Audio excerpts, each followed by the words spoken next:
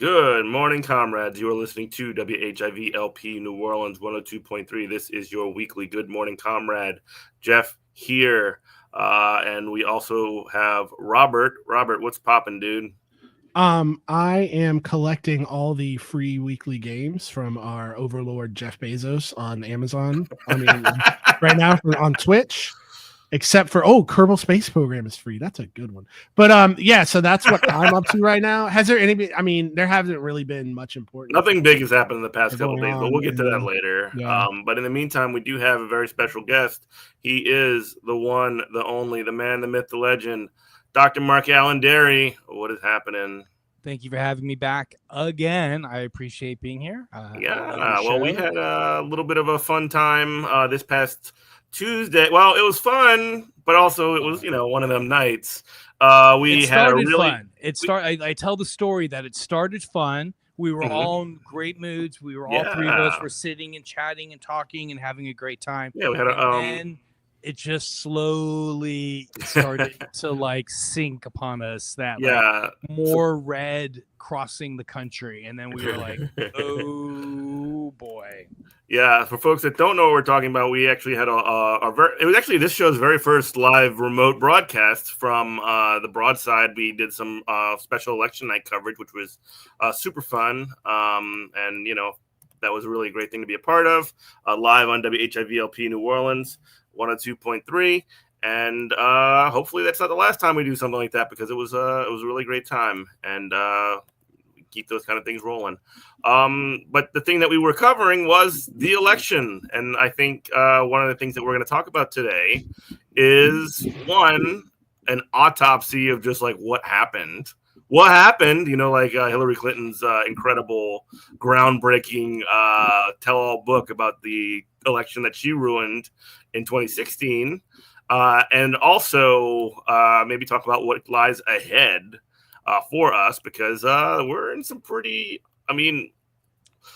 it's funny because the waters ahead of us are kind of uncertain in the immediate term, but also the broad scope and the broad trajectory of where we're going is kind of clear, and we're not going in a good direction, I guess we could say. So I guess we can use that as a way to sort of kick it off.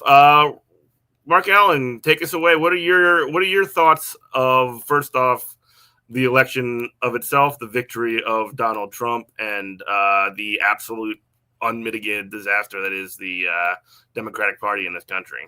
So I am a first-generation American. I'm from my parents and their ancestors are 500 years living in Morocco, so we're from North Africa. In my entire life, I never really quite related with the American experience or the American kind of culture, but I've grown up American and I've succeeded in this culture greatly, and I'm very grateful for that. But I've always felt like I've been looking out into American culture from an outsider's perspective, because again, I never really quite felt welcomed in this country.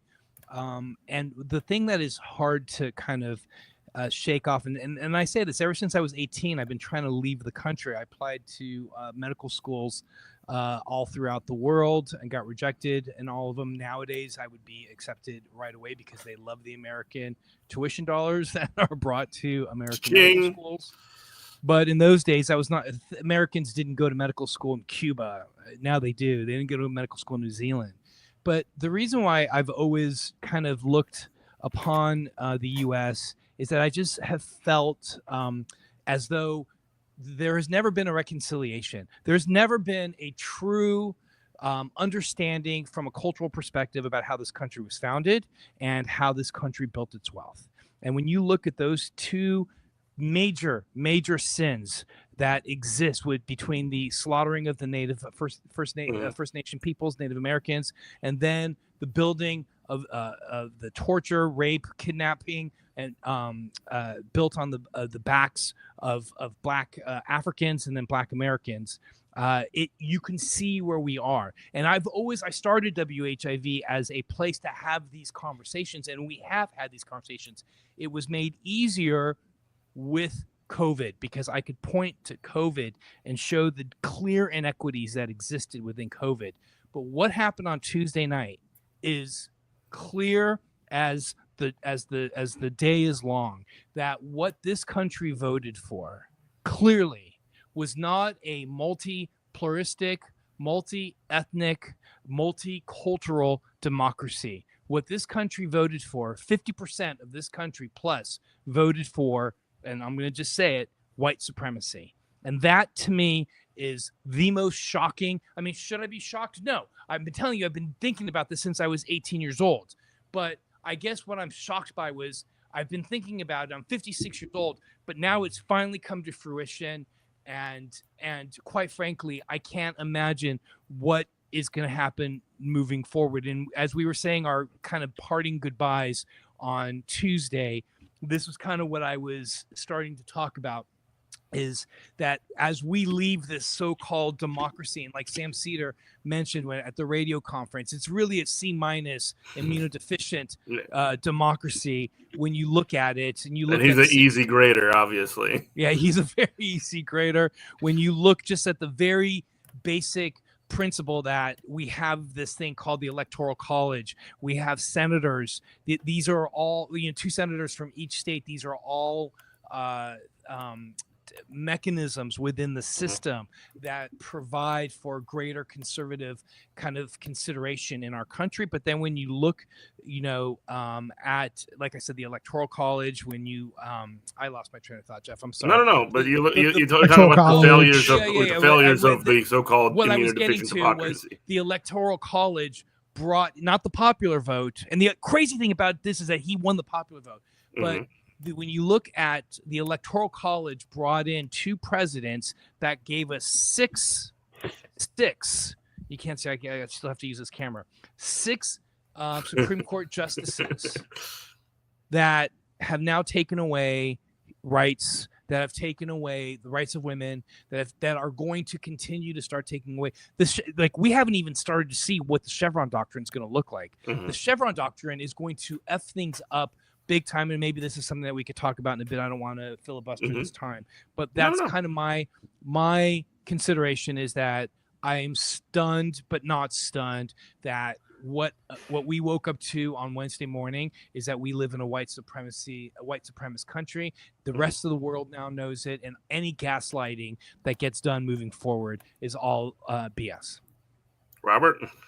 So I share close to the same sentiment of, like, I've had to sit down and think to myself, like, why am I so emotional about this? Like, history throughout history, the things that I've read as a leftist should have me prepared for this, but now it's in my face and it just feels weird. It does. When people talk reading about history and like going through history are 2 very different things, aren't they? Yeah, when people talk about this situation, not this, but any situation feels like a dream. It feels like I'm waiting to wake up. Like, I've never understood that until now, and it's a funky feeling. And the only thing, like, I won't say push back, but I was like, the only thing that I will disagree with you on is I don't think that people who voted for Trump voted for white supremacy. Now, all the white supremacists voted for Trump. That's 100%. Yeah, they definitely did. But the people who voted for Trump didn't vote for white supremacy. And I think, like, while you were talking, it made me think of the fireside chat from FDR back in ye olde days. And there's a paragraph from it. I'm just going to read from it right now. I brought it up. And he said, democracy has disappeared in several other great nations, not because people of those nations dislike democracy, but because they had grown tired of unemployment and insecurity, of seeing their children hungry while they sat and helpless in the face of government confusion and government weakness throughout the lack of leadership in government. Finally, in desperation, they chose to sacrifice liberty in hopes of getting something to eat. And that's where we are as a country right now, to where the mindset of a Trump voter, a guy who voted for Obama twice, a guy who voted for Trump and then voted for Biden and then voted for Trump again, that the mindset of that person is, I want change. It's already bad for me, and I'm either it's going to get better, or I'm going to take a hand in blowing it up, because it's the only thing that I can do, because the Democrats are offering me nothing. Jeff and I were talking about before this, I was really hoping that this would be the death of neoliberalism. But as I turn on MSNBC just 48 hours after, oh, no, it's not. They are quadrupling down. The Democrats are quadrupling down on racism. They're quadrupling down on neoliberalism, saying they need to run further to the center, saying they need to listen to what these racists have to say. And so they're just going to run the same game plan until we have not a right-wing party and a center-right party, till we just have two fascist right-wing parties in this country. And that's kind of what we already had, but now it's mask off. The mask off moment for me was like we talked about on election night when Kamala Harris stood up there and said, people care about Gaza, but they also care about the price of groceries too. So what you're communicating is, you're telling me that, if I want a $2 McChicken, then you have to accept the spilling of Arab blood, which a lot of people said, absolutely not. We're not doing that. And on this show, for most of the time, I'm always punching left. No, you're punching center. I'm always punching right, but the centrists are first before I get to the right wing, because they're closest to me. And the things that I haven't seen, and I told Jeff this, I haven't seen, and we're shielded by it because we're all in our social media bubbles, but I haven't seen a Nazi, a Confederate flag waver, a racist, a Trump voter, a right winger say, and it's because they won, but say anything close to the wildest things that I've seen liberals say after this election. And again, I don't know why I'm shocked. I don't know why I'm surprised. Lenin talked about this, why you cannot trust liberals. And the amount of times I can count on a hand and a half of just this week that I've been told I should die because I didn't vote for Harris. I was told this by two different queer white liberal men online. And I'm just like, this is exactly what I'm talking about. This is exactly why. So when I say what I'm talking about, I mean, Trump doesn't scare me personally. Not even his policies scare me personally. And here's why. He can do a lot of damage, but the main things he wants to do, Capitol, his actual bosses, not the voters, are going to stop him from doing it. We're gonna round up all the illegal immigrants and we're gonna deport them all. That would destroy the U.S. economy overnight. So he's not going to be able to do this. So here's the terrifying part. When he's not able to produce for these people that voted for him, and within a year and a half, 2 years, people are still broke, people still don't have jobs, people still don't have health care, they're going to get angry. And Trump is going to go into his bag of tricks and he's going to say, well, I would have done it, but you know how the woke media protects all these brown and black people and trans people, all these they thems. And then when that happens, we're going to get Kristallnacht. We're going to get pogroms because he's not going to do it, but his supporters are going to go out in the streets and they're going to do it. And we already have that. We already have had the dress rehearsals for this in Charlottesville in January 6th. And the liberals that I'm interfacing with, it's anecdotal, but it's just me. And they see a man of, I'm black, I'm African American, but I know I have indiscriminate racial features. And they see a indiscriminate racial feature man say, I didn't vote for Harris because of genocide. First thing they want to say is, I can't wait till all your people get melted by Donald Trump. And I'm like, first of all, but it's like, I don't even want to get into that. But that's what scares me, because what they're going to say is when it comes down, the new January 6th, the new Charlottesville happens, these liberals are going to say, they voted. You know, they didn't vote for Harris anyway, and you know, maybe if we did get a couple of them out here, it would make the price of bread go down. I ain't worried about it. That's what I'm terrified of. And honestly, like, I'm not. This isn't one of those. Oh, I'm leaving the country, dude. I can't be here. I can't speak for anybody else. I can't speak for you guys. But there is a firewall before. I mean, let's be honest. You talk about white supremacy. Let's be honest. If they did vote for white supremacy, there is a firewall that that they're going to have to go through before they get to you. And that firewall is my body. And I don't see any resistance to that. I don't see any resistance forming. Actually, I see the opposite. I see people who on Monday night were saying, oh, yeah, live, laugh, love. And, in this house, all on Black Lives Matter. And can't wait to go to brunch. Yeah, can't wait to go to brunch again. And then Tuesday night, they're like, I can't wait to see you put in a camp. And I'm just like, well, I'm all about a fight. I'm all about the struggle. But if I'm going to be out there struggling, I'm not going to be out there struggling by myself. And that's how it's feeling right now. Yeah. So my takeaways are in somewhat alignment with some of y'all's. I see a lot of the things that y'all are saying. I do see in terms of like what could have happened and what did happen as like this is an entirely avoidable situation that could have been like it was an entirely winnable election for the Harris administration, and they just chose to take the riskiest, most difficult path towards doing it, and it's put us on this trajectory that Robert just described, which is like when it comes to popular policies and things like $15 minimum wage, abortion, cannabis legalization, we saw all across the countries, except for in California, because California is actually terrible.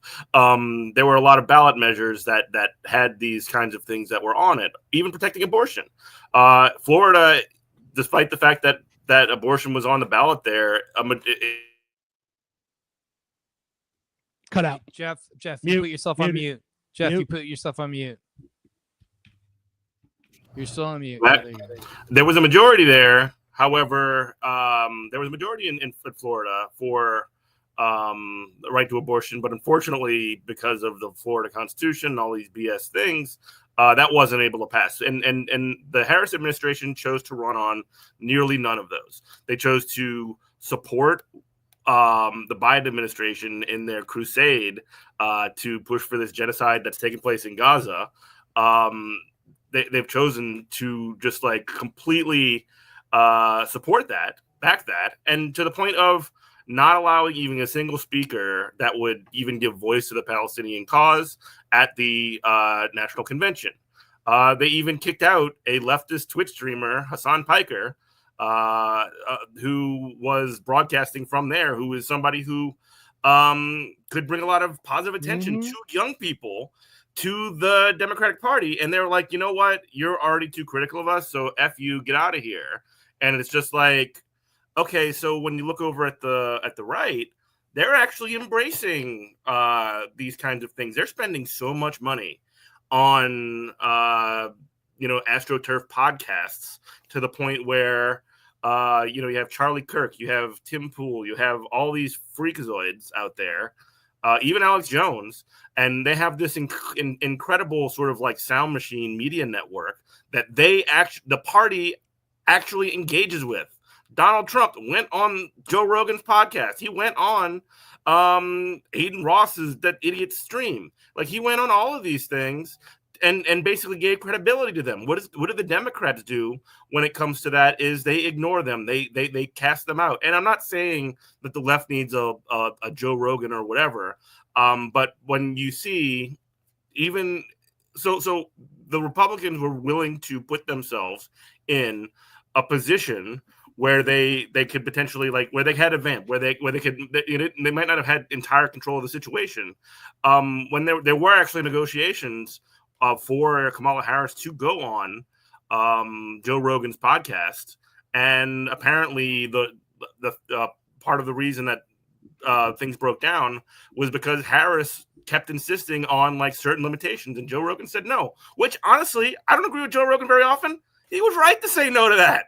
Like, why would you do this? Like, why would you not want to have a huge audience from the biggest podcast in the world? And I'm not saying that that's what cost you the election or anything, but that attitude, that way of essentially trying to determine what is and what is not acceptable, who is and who is not acceptable for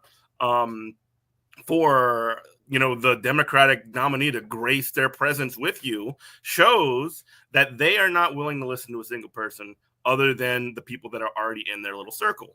That's why they don't run on these popular policies. That's why they don't put themselves out there in certain ways. And that's why they cast out people that aren't 100% totally lock, stock, and barrel going to bend the knee to them.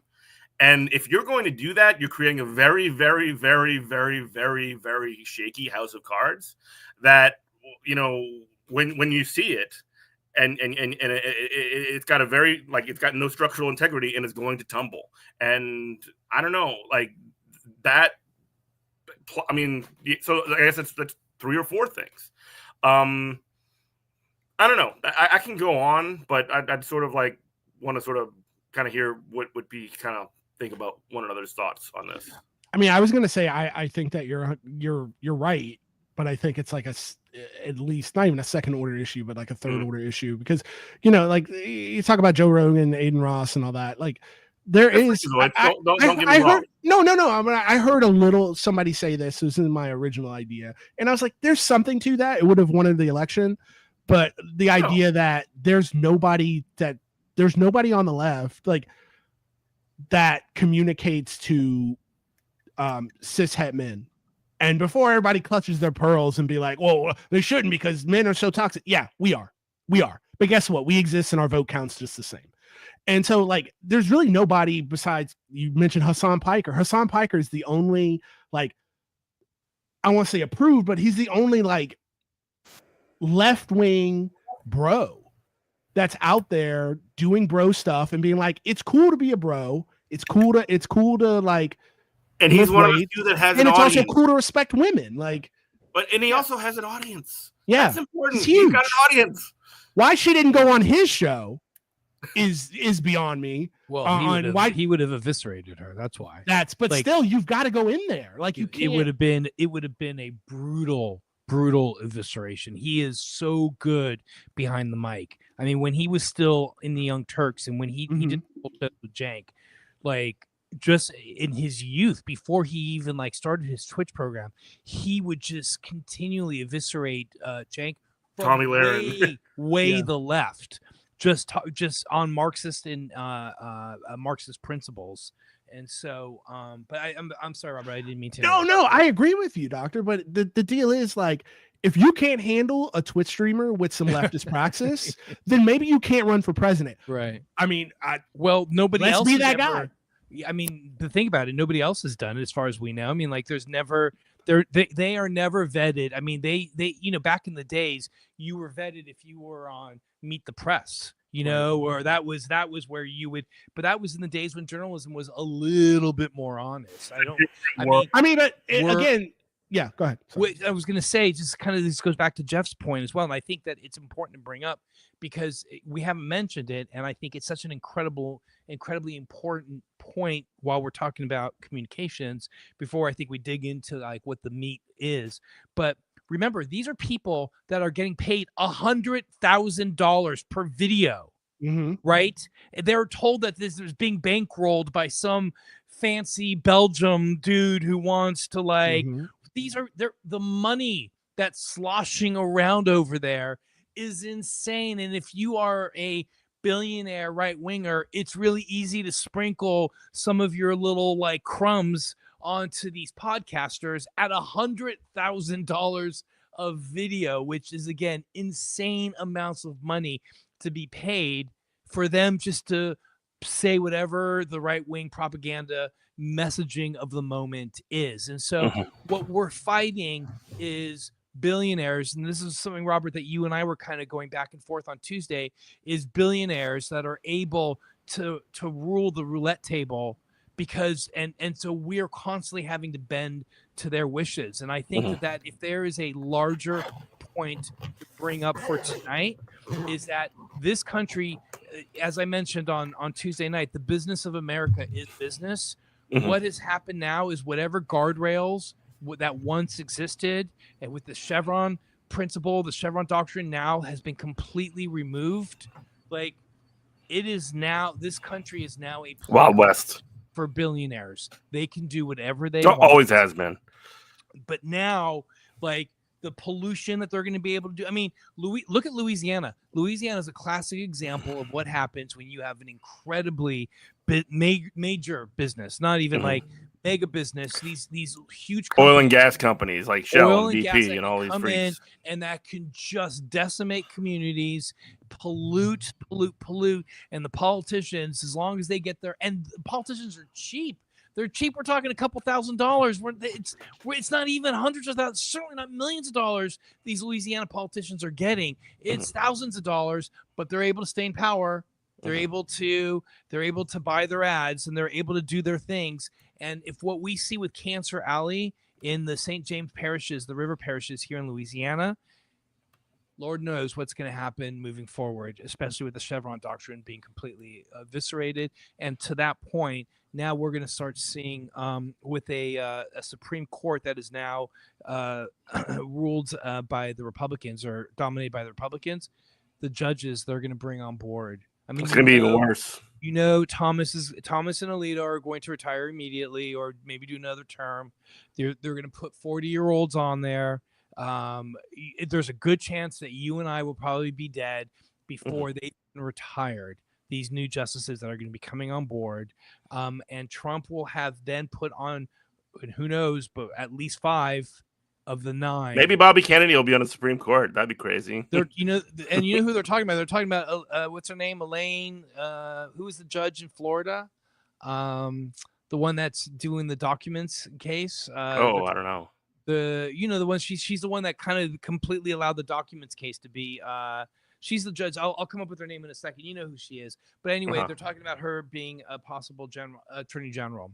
So it's just a completely inadequate judge. But yes, Jeanine Pirro can't stand it. Pirro. I wouldn't be surprised if she ends up getting something. But the point that I'm making is, going back to both of your points, is that I think that media is important. I think communications are important. On their side, they have millions and millions of dollars. On our side, we have LPFM radio station, you know, that's struggling to make, at the end of the month, whatever WHIV can't pay, Dr. Derry has to pay, and Mrs. Derry is not happy when Dr. Derry has to pay the bills for WHIV.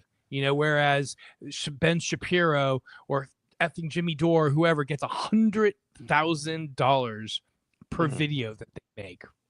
You think you can donate to WHIV by going to whiv.org/donate, by the way.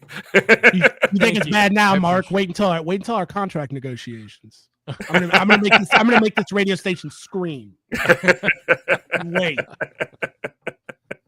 But I look forward to that. I just real quick though, like, I understand what you're saying about, like, yeah, it's a scary thing. You don't want to go talk to some Twitch streamer, because especially a smart Twitch streamer, will get eviscerated. But again, I don't know. He's kind of a soft. He wanted the Democrats to win. Our boy Bernie will walk anywhere. You're talking about a guy he's old enough. He went off Theo Vaughn and Joe Rogan. Yeah, he was standing next to Moses when they were saying, let my people go. And that man would walk into a Klan rally if he thought he could get one vote out of there. So it's like, if you can't deal with a Twitch streamer, maybe you can't run for president. So go ahead. No. I was going to change the subject a little bit. So finish your thought, because you just made me think of something. Oh, go ahead.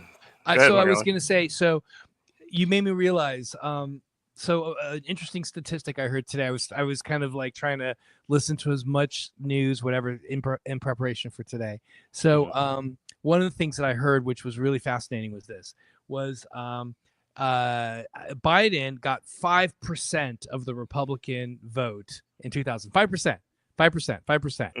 After the seduction of the Cheneys, right? After the seduction of the Cheneys, and I mean, the only person that we needed to win over to make us win, to help us win, attacking to the center / way right. What percentage did Harris get of Republicans of her total vote? 3. 4%. Mhm. She lost the garbage. percentage point. Yeah. That was the worst bet anybody ever made. But it Yeah. doesn't matter because they get 15%. How much did she make? $1 billion. Those consultants have burned now it. walked away with $150 million. So they have 150 million reasons why they don't care. And what did they do? They tacked, like, if she had just said, we support Gaza, or if she really broke from Biden and really, really took the opposite approach instead of this very toxic, I've got a gun and I'll kill somebody who comes into my home. What was or that? We are the killing machine, or Mhm. any of that stuff. If she had really tacked toward progressives, the progressives would have been out there to support her. And if Yep. you think about the things that she didn't do, there was never, we talked about this on Tuesday, we never heard about climate change. We never heard about Medicare for all. We never heard about minimum wage. We never heard about paid family leave.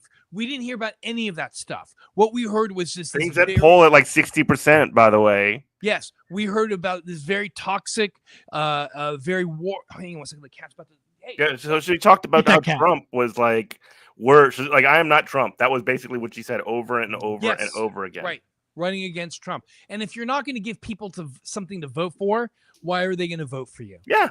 Right. Trump, in the end, Trump ended up with the same amount of votes that he got in 2000, but the Democrats had lost at least, I think, 8 million votes.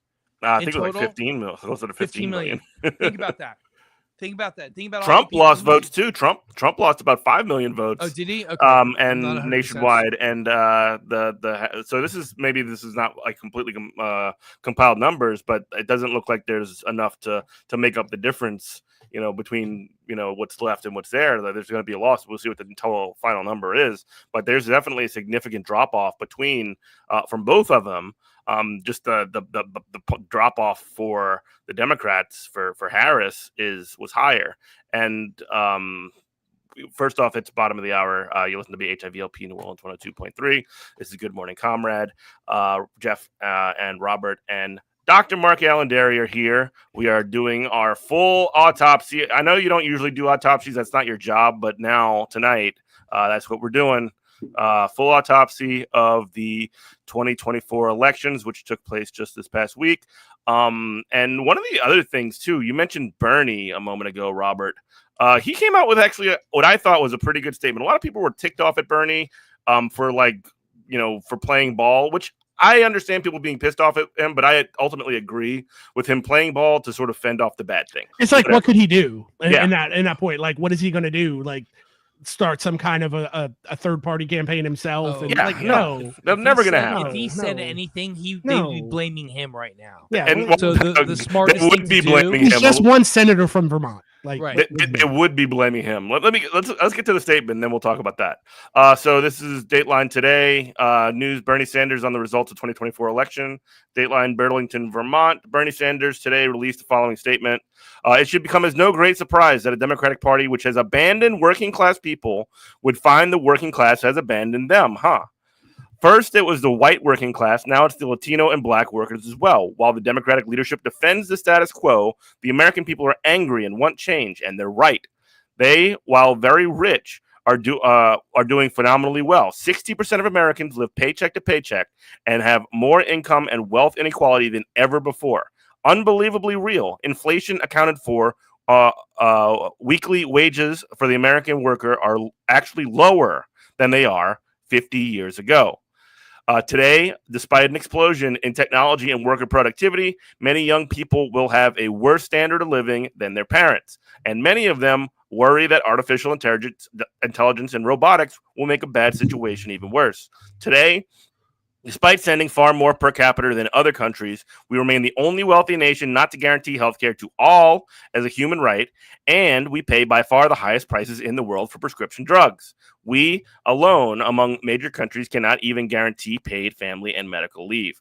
Today, despite strong opposition from a majority of Americans, we continue to spend billions funding extremist Netanyahu government's all-out war against the Palestinian people, which has led to the horrific humanitarian disaster of mass malnutrition and starved thousands of people. While the big I money just made my okay Bernie face No. for all the radio listeners. Bernie's- Okay, Bernie. Bernie's been Go okay off, on Gaza. He's not great when he talks about like he's still kind of like a soft Zionist, but like he's still got some issues. I grade on the curve. Go ahead. I'm sorry. He deserves a lot of credit, I think, especially considering he's 84 years old. Yeah, I grade on where people started compared to where they're at. You don't have to be all the way there. Final little bit. Will the big money interest and well-paid consultants who control the Democratic Party learn any real lessons from the disastrous campaign? Will they understand the pain and political alienation that tens of millions of Americans are experiencing?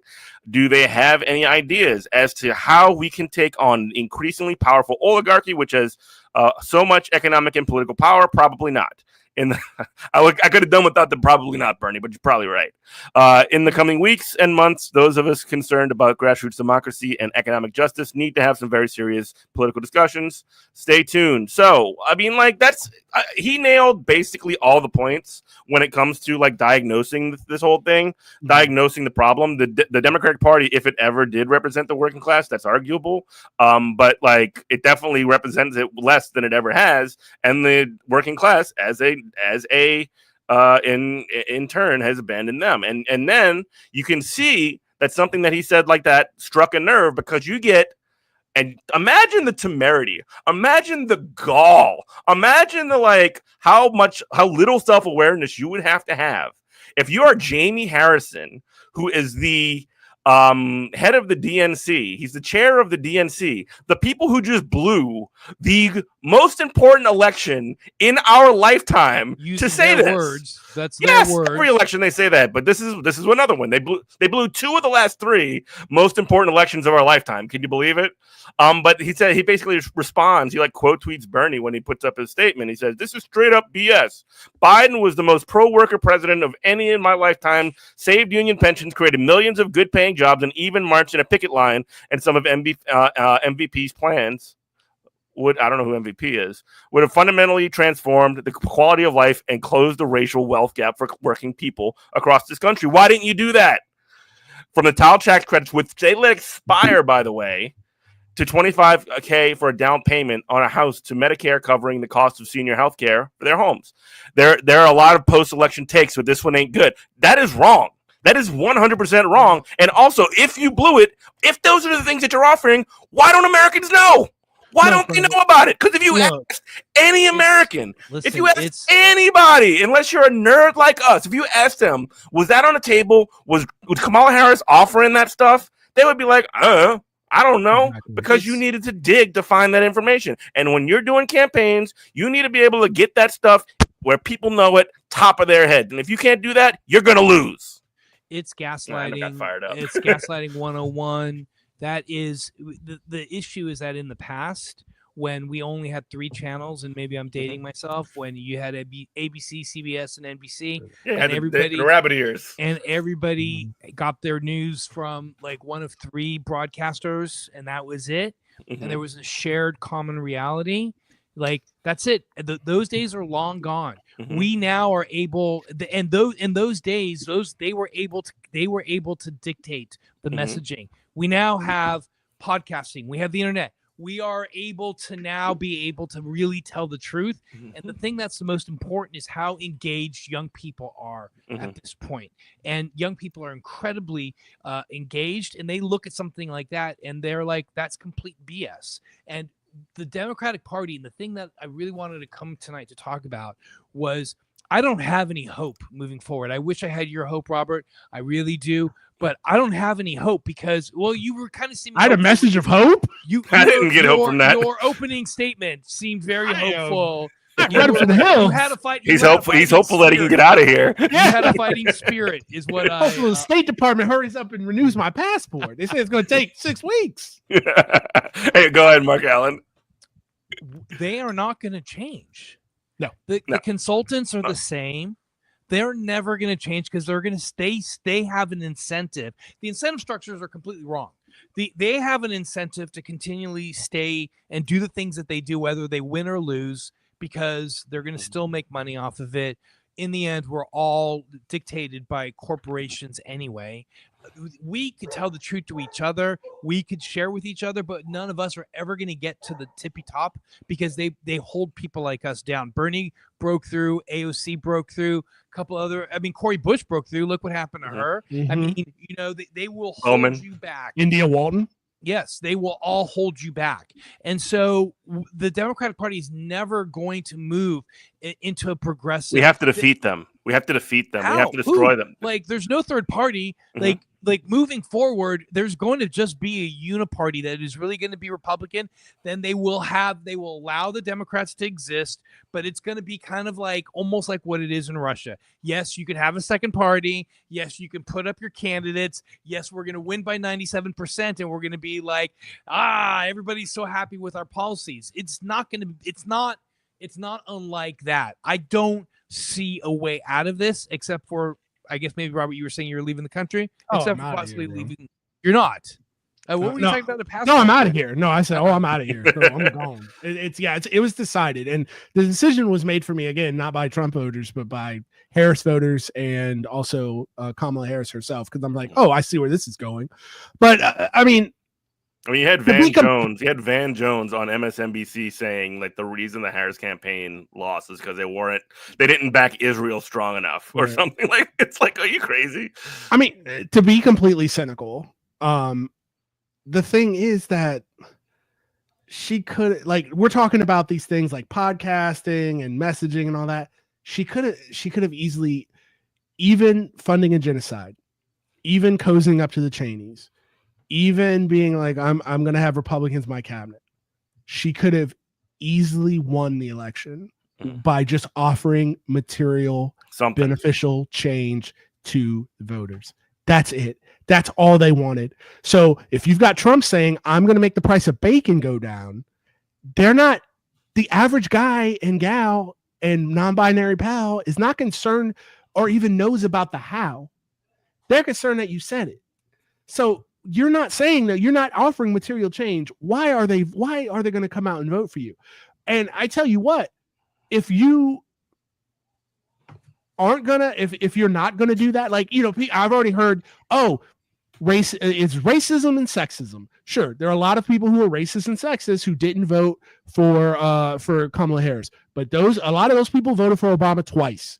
And the reason why is because even though he offered them material change, and people want material change. When you look at during COVID, we were getting checks, we were getting student loan deferments. There were all these things, and people said, wow, the government can do things. Also, Trump made sure he got credit for them checks too. And then Biden took that all away. So they're going to go back to the guy, like you said, Jeff, who gave them the checks. They don't know how. They don't know. It's not their job to know the nuts and they're not stupid. It's not their job. They got other stuff to do. They're not weirdos. That's why we have a representative democracy and not a, and not a direct democracy. That's why we had. Yeah, that's why we had. I mean, in theory, at least in theory. But yeah, she could have. In theory, she could have easily won. This was so. This was a gimme. It was a gimme. It was a gimme. But they are so committed to the grift on the Democratic side. They are so committed to they are so committed to their corporate overlords. They're so committed to their, basically the bribes that are given to them in the form of campaign donations. They are so committed to making sure that the business of America continues to be business, that they had something in the palm of their hand, just like Hillary had something in the palm of her hand. And even though she was a incredibly flawed candidate, the fact that she didn't go to different states to campaign there. I mean, we know what the autopsy on that campaign was, and it certainly was not the book that she wrote. Yes, it was very. Remember when she's like, "You can't all have ponies." Remember, exactly. or some comment. I don't want a pony. I want health care. Right. Pokemon, go to the polls. It was just like, no, healthcare is a doable thing. Just tell the truth that you don't want to do it. Like, just tell the truth. I've been a physician for 25 years. I can see that healthcare is a real thing. Why can every country all over the world? Yeah. I see what healthcare is like in other parts of the world. The fact that we pay double and our outcomes are the bottom of the bottom. And when you look at Louisiana, Mississippi, when you look at the Gulf South, we're the bottom of the bottom. There are reasons why. This is structural discrimination that exists within our state apparatus as well as the federal apparatus. But they could do it. But the reason why they don't do it is that pharmaceutical money and that health insurance, that's sweet, sweet, sweet cash. That's campaign cash. And in the end, our country just isn't into us. Our country is into the campaign donations. What do we always say on this show, Jeff? Like, Democrats don't, it's like we have the same show every week. Democrats, if they can't win the way they want to win, then they refuse to play the game. It's like playing Monopoly. The game. Yeah, it's like playing Monopoly with your little brother, but he refuses to play unless he gets to be the shoe. And it's so frustrating. And then we get called brain dead, idealists, inflexible, we're not realistic, when obviously black and brown people are the people the coalitions that you need to hold together to win. So instead of capitulating to them, you're gonna take your ball and go home. You're going to say, I'm going to win it. I'm going to win it by cozying up to corporate interests, or we're not going to win it all. Okay, well, you got what you wanted. So here we are. And where did brown folk go this year? They went with Trump. Trump. Not a majority, but like a pretty heavy Latino males. The Latino males voted for Trump, which was just insane.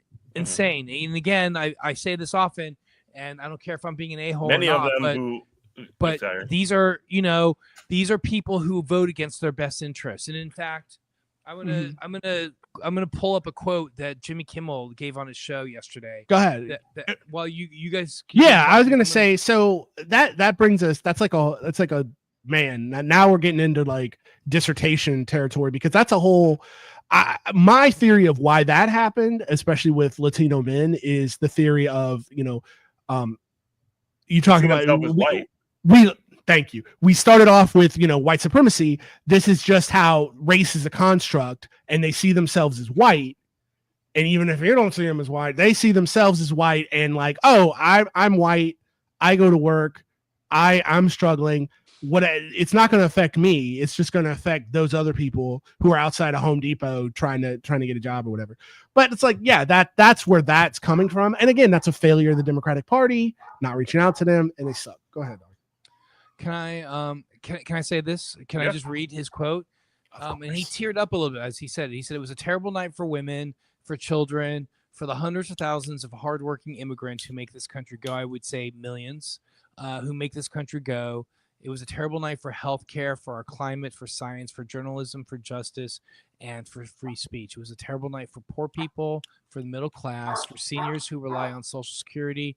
It was a terrible night for our allies in Ukraine and NATO, and democracy and decency. Here's where he really hits home. And he said, it was a terrible night for everyone who voted against him. And guess what? It was a bad night for everyone who voted for him too. You just don't realize it yet. And I think those were powerful words. It's incredibly accurate. I've been online saying, people are like, you mad? I'm like, I ain't mad. I'm sad for you. Because you don't see it coming. First, I think I ranted to Jeff about this already on the morning after the election. It was somebody in my friend circle who lives on the North Shore. I used to work on the North Shore, and so we're friendly. We know each other. And they said, "Oh, I woke up this morning and it smelled.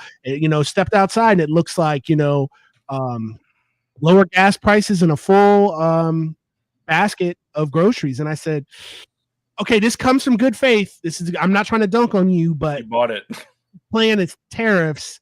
And I know you. I don't think you know what a tariff is. If you want me to explain it to you, I will. I can drop a link. I don't want to act like I'm just talking at you. Professor Roberts here. And then I was like, I just don't want you to feel any kind of way about it. So that's not a thing that's going to happen. But I said, I understand why you thought that way, because the message of nothing. The message of a chicken in every pot still resonates. Yeah. Like, think about it. But think about this. A chicken in every pot speaks to another fundamental aspect that we haven't talked about, which is part of the American experience, is the fundamental greed that exists with us. When you go to other countries, when they talk about elections, they will be talking about how they're going to be using tax dollars to increase, education, or how they're going to be doing things. Transit. Right. It's all part of the health or the education or whatever. Here, when we talk about what we do with our tax dollars, it's mostly around keeping taxes as low as possible, because we don't want our I want my tax dollars. In the end, our tax dollars are going to Israel anyway, which is a whole other, thing that never really got addressed as well. But it's the fundamental greed of this country, which I think, again, goes back, to racism, goes back to the structural discrimination, because it goes back to the whole idea of the story of the children who these 4 boys who died in Mississippi. It was in the 50s, segregation. 4 boys, they were best friends. 2 of them were black, 2 of them were white. It was a hot summer day. They tried to go to different pools to go swim, but when they went to one pool, it was segregated. Went to another pool, it was segregated. They decided to go to the river. All 4 of them are swimming in the river. One kid jumps in, clocks his head, and he dies. So the 3 other boys and their families go to the state house, and they get a bill overruled. They pass a bill that says pools from here on out can no longer be segregated, and they did this in honor of this boy who died. And what did they do the next summer? They closed all the pools down. They would rather not have pools open than to share the resources. And that story, which is a very powerful story that's told by Heather McGhee in her book, I think it's called and the Rest of Us or The Best of Us. She's the one that tells that story much more eloquently than I can. But in that, I think that explains the American experience, and that we would rather look at COVID. Look at the amount of misinformation. Look how they would rather not get vaccinated and die than go ahead and recognize the importance of masking and vaccinating. And remember when they had the people that were storming these strip malls or whatever, being like, my wife needs to get her nails done or whatever, that kind of stuff, in the middle of the pandemic. It's like, yeah, I mean, these were orchestrated and organized things. I didn't mean to interrupt you, but that was one of those individual things. I mean, this is all part of this autopsy. I think that what needs to happen is that we need to have real conversations about what this country's really like and what we're really about. And I think, and again, I certainly respect your opinion, Robert. I do. I hear you, but I stand by my comments in that I think that fundamentally what won on Wednesday morning was white supremacy. I think that there was, people may not have consciously, I hear what you were saying, that they didn't go into the white supremacists did, right? They certainly went into the voting booth and pulled that white supremacist lever. But there were certainly a lot of people who just wanted your buddy who you work with. I'm sure is a very decent guy. He wants cheaper gas, and he wants a pot in his chicken in his pot. I get it. But I think it's hard. You have to be blinded to not seeing his messaging. The dinners with Puerto Nazis, Rico, the Puerto Rico, the Haitians. I mean, the eating the dogs and the cats. I mean, it's over the top ridiculous. When I see, I'm at the hospital on Wednesday morning, I'm watching the MAGA people. They're not red hatting or anything, but they got a red vibe all around them, and they're high stepping, and I'm like, wow. Goose stepping, like Nazis. They haven't gotten to goose stepping yet. They're at high stepping at this point, like a celebration. In the Nazi evolution of stepping, they're moving in the right direction or the wrong direction, I suppose. Yeah, they're gonna take their blue scrubs and turn it. They're into flexing brown shirts real quickly. Yeah. Oh boy. No, I want to say it in closing. No, it's fine. I actually am really glad that you have that opinion. That's actually the one hope that I do have, that people who have that opinion, even if I don't agree with it, because it's an opinion that I do see that I want to protect marginalized people. I don't want them to be hurt. And this is going to hurt marginalized people. From my perspective is, yeah, sure. Like I said, not everybody who voted for Trump is a racist, but all the racists voted for Trump. And why my mind goes to that is because as a black man, I have to deal with those people. So it's I can't just write them off. Like I said about the streamers, the bros, your votes count the same. So what I say to Jeff a lot, I don't care what people think. I care about what people do. So if you hate me because of my skin color or whatever, and you hate me with all the fires of a million suns, but we live in a society where you can't act on that, then I that's good enough for me. It's good enough for me. I don't have to deal with you. And so I guess my final kind of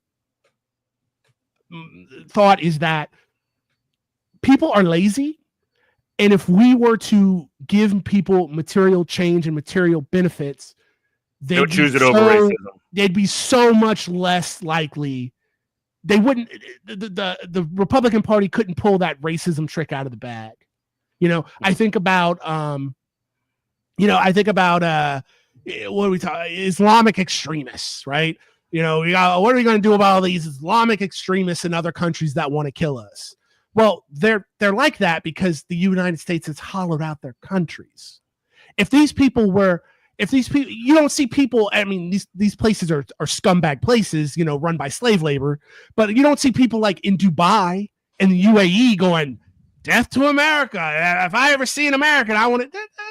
They're smoking shisha and chilling, because it's not worth it. But so I'm not saying you can eliminate it. I'm saying you can blunt a lot of it by just material, by solving Maslow's hierarchy of ideas of needs. Yeah. So as we start to wind down, I did want to give a quick shout out to Gabriella Biro, who we did interview on Tuesday night. She was successful in reaching the runoff in her election for School Board District 2. So shouts out to her. We're definitely be reaching out to her to be coming on GMC in the run up to the runoff. I also want to shout out Devin Davis, who ran in District 2 for Congress. He was not successful. Troy Carter did win, but he ran a really valuable and principled campaign that really did have a lot of volunteer energy. I know folks from DSA and multiple other organizations were hitting the doors for both of those folks, and I would definitely want to shout out to that. Those are the kind of candidates, and those are the kinds of people that if we're ever going to work our way out of this mess, which it might not be possible to do it, but if there is a way out of it, we need to have people that are actual regular people that live in the world, that talk to people every day, and don't have a billion, bajillion, bazillion dollars funding their campaigns. They need it to be funded like by $5 donations and things like that. So shouts out to those guys. And we have about 1 minute left. Mark Allen Derry, anything you want to say on the way out? I don't. I mean, 102.3 WHIV. We are radio dedicated to human rights, social justice. I have a very bleak, right now I have a very, very bleak perspective on the future. I think Project 2025 is going to be a horrific experience, and I think that we are going to be stuck with Trumpism for decades to come. Robert? I can't really say much, but that's exactly where my thought process goes. And I want to be wrong, but I want to be wrong. I want you to be wrong. Yeah, the leftist curse is always right, just too early. Too early, yeah. So that's sort of going to be it. We're cursed, we're doomed, but maybe not. But that's sort of the takeaway from this week's episode. I'm just trying to keep it a little bit open-ended so we don't close the book right now. But regardless, it speaks to the importance of independent media, yeah, of your radio show, of WHIV. It speaks to the importance of people supporting what we do, because without us being able to talk to each other, you would just have Joe and Mika sitting playing footsies and patty cakes under the table, and that was all you would have to understand what's going on in society. And in the end, all they are is just which is a fate worse than death. Yes, corporate-backed mouthpieces. Right. Well, we got to get out of here, but you can donate to independent media by going to whivfm.org/donate. And you can listen to us every Saturday at 10 a.m. And you can follow me on Twitter at EminentProf. We got to get out of here. This has been Good Morning Comrade. You're listening to WHIVLP New Orleans 102.3. We love you. Bye-bye. Bye-bye. Don't log off because we can't. Hold up on.